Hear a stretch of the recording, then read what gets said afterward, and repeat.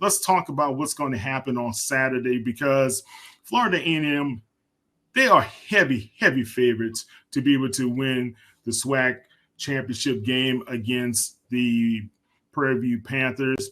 Of course, the first time those guys met, it was 45-7 in the win for the Rattlers, and now Bubba McDowell as well as the Prairie View Panthers, they go into Tallahassee once again with the rubber match, so to speak, to be able to try to win the SWAC title and go to the Celebration Bowl. But a lot of people say, hey, this is Willie Simmons' year, and those Rattlers are going to do it.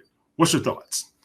Kyle, I think that this game comes down to a couple things. And one thing that I definitely want to point out and mention is that the weather will probably be affecting this game too. It's supposed to rain in Tallahassee. So keeping that in mind, I think the team who wins this game is the team that comes out fast, the team that comes out the fastest starting out, which team controls the time of possession, and which team for sure is which team's defense limits those explosive plays. And honestly, currently right now, for me, I'm going to give that edge to FAMU.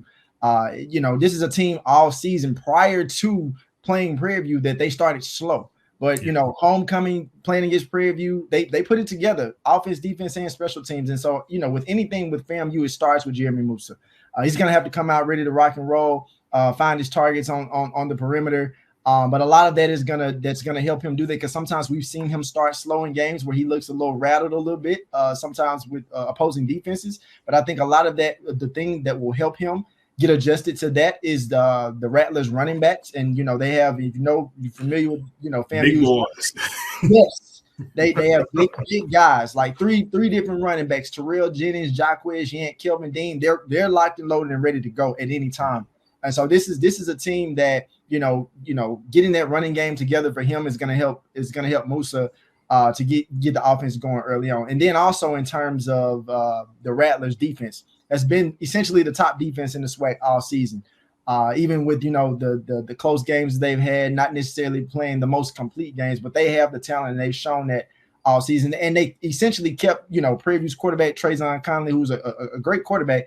They limited him to 93 yards, 1 touchdown, and 3 interceptions. So another performance similar to that. And one thing about Conley, you have to worry about his ability to continue plays and continue to extend plays down the field. If you limit his mobility and force him to stay in the pocket, this is a different Prairie View team. And I think that it would bode well for FAMU getting the win.